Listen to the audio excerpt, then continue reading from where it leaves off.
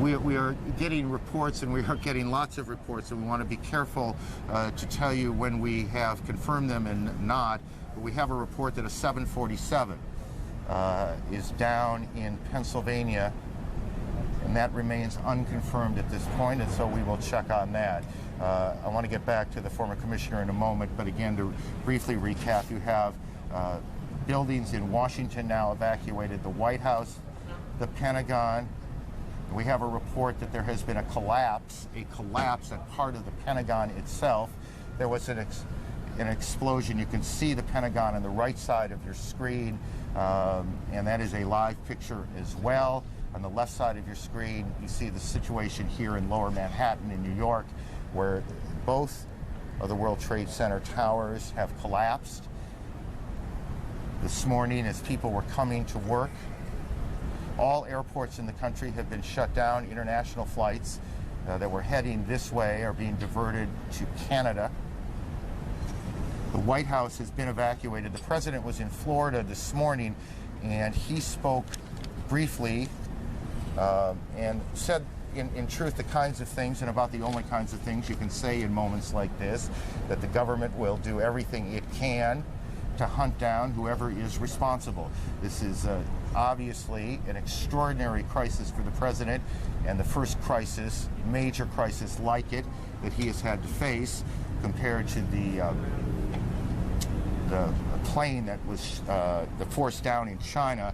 That seems small right now compared to what's going on here in New York and in Washington, and the president is headed back on Air Force One from Florida to the White House. The White House itself has been evacuated. We are trying now to figure out where the relevant players in Washington are, where the vice president is, the national security team, where they are meeting. We are working very hard right now to find out what both the FBI, what the CIA, what the Secret Service knows. It is chaotic now in two cities. You have major buildings that have been evacuated. It's very difficult, obviously, to get phone calls through as you look at the Pentagon, and I suspect we are also getting a report as you look at these pictures of the Pentagon, and I, in all honesty, suspect you see them a little more clearly than I do, but part of the building appears to me, as I look at it, to have collapsed. That's the Pentagon, and those pictures are live at 10:40 Eastern Time this morning. We have a report now of a fourth explosion at the Trade Center, and Brian Palmer, CNN correspondent, is as close as he can get to the area. Brian, what can you tell us? We are, in fact, as close as we can get. I'm not going to give you an exact time frame, but several minutes ago we were standing in front of the United States courthouse when we saw the second World Trade Center disappear from the skyline. It collapsed before our eyes, again, in a plume of ash and debris. People rushed north. We had a New York City Police Department officer here with us who witnessed the first collapse, but he actually had to dash off to duty. We've been watching people crying. Some people had relatives in the buildings. They are not sure whether they are whether they've been evacuated, removed for the buildings, or not. Was there, Brian, did it sound like there was an explosion before the second collapse, or was the noise the collapse itself? Well, from our distance, I was not able to distinguish between an explosion and the collapse. We were several hundred yards away, but we clearly saw the building come down. I heard your report of a fourth explosion. I can't confirm that, but we heard some boom, and then the building fold in on itself. We are told, Brian, hang on, we're told that the Secretary of Defense is being evacuated from the Pentagon. The Pentagon, a portion of the Pentagon has collapsed after, and I'm not precisely sure on this, and I want to tell you when I'm not precisely sure, but apparently a plane or helicopter hit part of the Pentagon itself. As you take a look at the pictures there, I must say every time we hear a plane coming up overhead, it gets a little nervous where we are. Whatever is happening and whoever is responsible, we have no way of knowing if it's played out yet or if it's just going on. So every time we hear a plane go by, we wonder what the situation is and where it is headed. That sound, we're told by a person here, they believe that is a fighter jet. Federal office buildings around the country, is that correct? All over the country have been closed, or just in Washington? Well, we were not allowed into the federal courthouse here, where CNN maintains a workspace. The officers just said, we're not allowing you in. I think that's a security precaution. Got it. Stay with me a little bit. All federal office buildings now, all federal office buildings in Washington, D.C. Are being evacuated as we speak to you now. There are a variety of reports, and it's important to try and put this in some kind of order, but the most important things to tell you if you're just joined in is that what has all the makings of an extraordinarily well-planned terrorist attack on both Washington and New York has taken place this morning. The trade centers here in New York, the 2 World Trade Center towers, have collapsed after being hit by a plane. Maria Hinojosa joins us on the phone. She is in New York, down near the building. Maria, what can you tell us?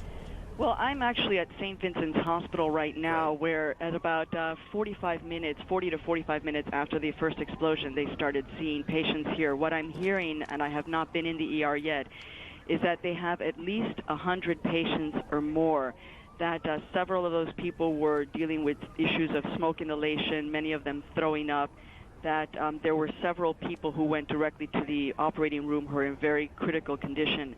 Outside the hospital, people are coming in trying to help, to donate blood.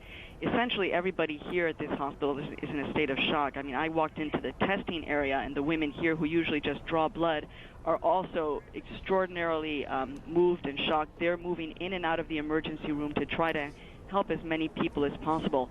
Now, outside a block, about a block away from here, where you really had a bird's eye view of the 2 twin towers, which are the landmarks of New York City, the people stopped, the entire traffic has stopped. People have poured out of buildings and were watching, in fact, as one of the towers collapsed. And then you're really seeing a lot of people trying to move north, away from any place downtown near the World Trade Center area. People are just walking. The subways are stopped entirely all around the area of the World Trade Center. You can't get below 14th Street, and there just feels to be like a massive exodus of people walking north to get away from the area as far away as they possibly can.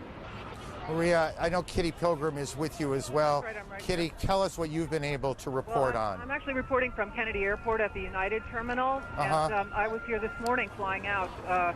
When they made an announcement about 20 of 10 that all flights were grounded, people thought it was just a normal course of airport business these days, and so there was not much of a reaction, and then the news started to trickle through. It was not an official announcement made over the intercom. Kitty, let me interrupt for just a second.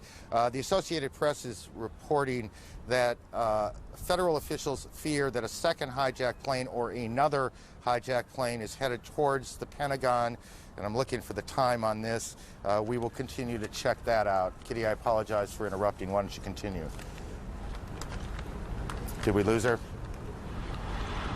Everyone didn't react, but then the news came through. I have never seen Kennedy in this condition. I've been here many times. People are in absolute shock. No one's talking. They were just staring at each other with their arms dropped to their sides. A pin could drop in the United Terminal. There were a couple of hundred people there, and no one was saying anything.